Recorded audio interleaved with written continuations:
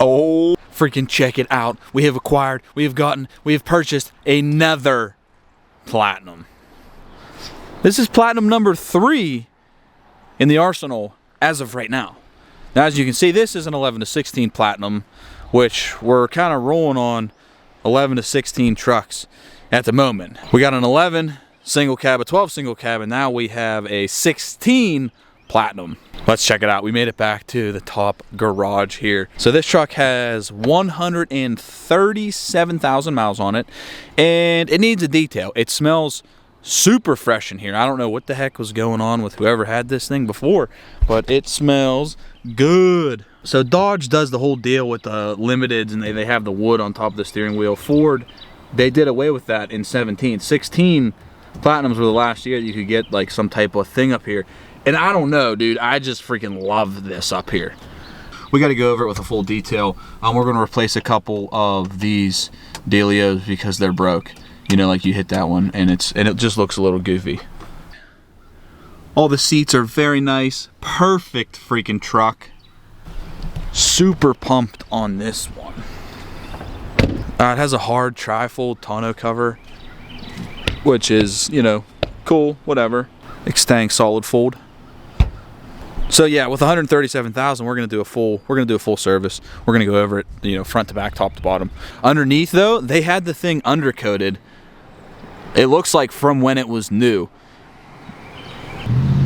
Full undercoating on the entire underneath of the truck. You know, for a 2016, this is way cleaner frame-wise than my 17 in there.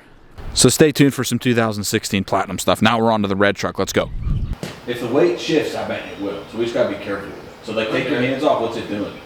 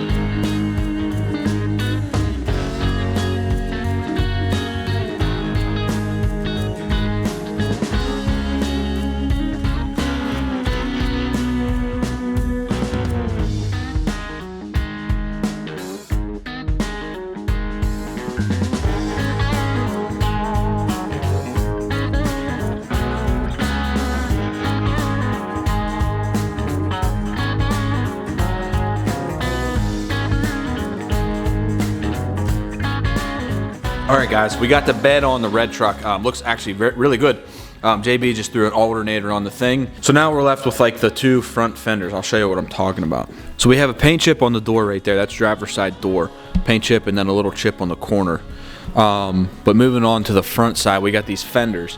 So with the way the truck's turning out, we're just gonna replace both fenders because the passenger side is just about the same. So we already have a new passenger side and driver's side fender on the way. So yeah, check out the bed. It looks pretty good. So originally our plan for this thing was to keep it, obviously, because it's sweet, but we're actually going to end up selling this truck. So we're actually going to take it to a body shop and have the pros handle the paint on the front fenders instead of me and JB just slapping some paint on it down here.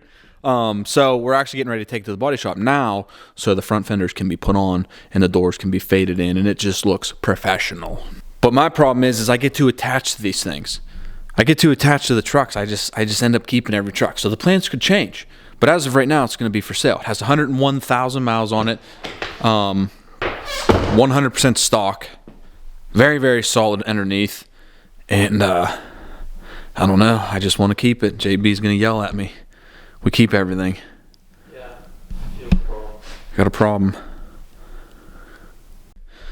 So I real quick, I got the polisher out and just did a quick test spot on the door here, and it brought it very deep.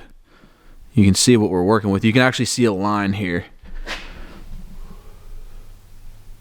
right there. So you can see like cloudiness down here, super cloudy, and then deep up there.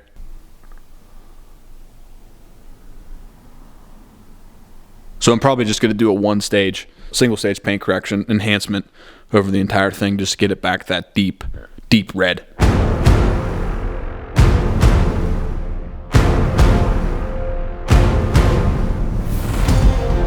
All right, guys, so we got rid of the red truck. We pulled the white truck in. Now, this thing is looking freaking sweet in here. I really like how we pulled it in this way. We've never done that. We've always pulled in that big door over there and came in and angled, you know, this like parallel with the shop, like the way the Platinum's sitting right now. I like this way, however. We just always had an issue with that door being too small. But this truck with no cab lights fits clean in, brother. We're going to get started on a full detail. I'm talking we're going to go through the inside. We're going to go over the outside. We're going to do a full service. We're just going over the leather, making this stuff nice and brand new. We got the steam cleaner. We got the spray. And we got the brush. I don't know if you guys want to see like a full like detail video of like us physically doing that.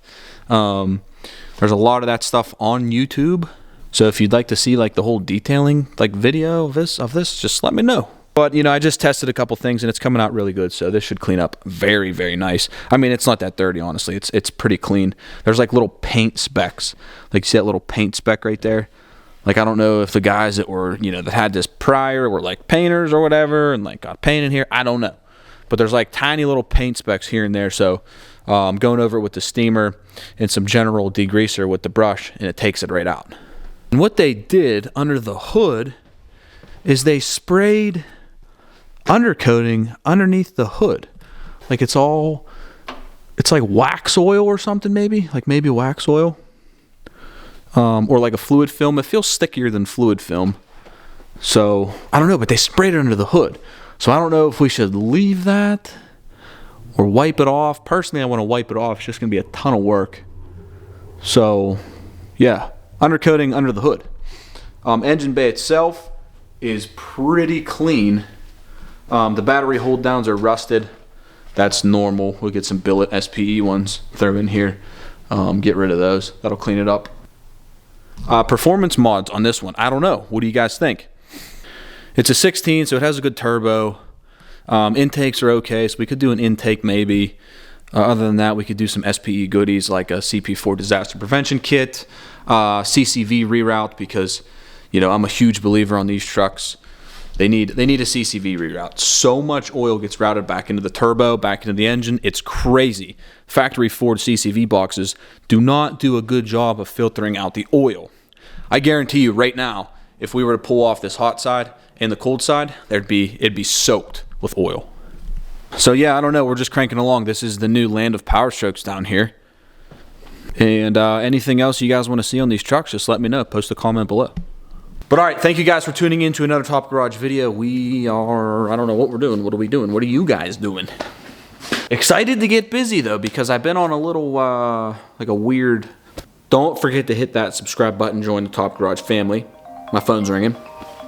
So we got to get this thing detailed, full detail, interior. I'm talking we're going all out. And then we got to get the red truck to the body shop because we're going to let the pros do that, do the front fenders. Not that we're not professional. It's just that, you know, like the whole thing. So stay tuned for the finished product on the white Platinum, and then stay tuned for the finished product on the red single cab. Also, camera's sitting on the black Platinum right now. This thing should be out of here in no time. All I got to do is still ceramic coat it. But as you can see, there's a lot of weird other stuff going on, and I haven't been daily driving the black Platinum. I've been driving the single cab, the gray truck. So wintertime, crappy weather. Not that I don't really like driving my vehicles, because I drive them. You know, I just drive. They're vehicles, you got to drive them. Yeah, I guess it just staying nice in here. Not getting all salty. Like this thing this year has seen 0 salt. I guess that's a good thing. I'm rambling now. I do this at the end of these videos. I will see you guys on the next one.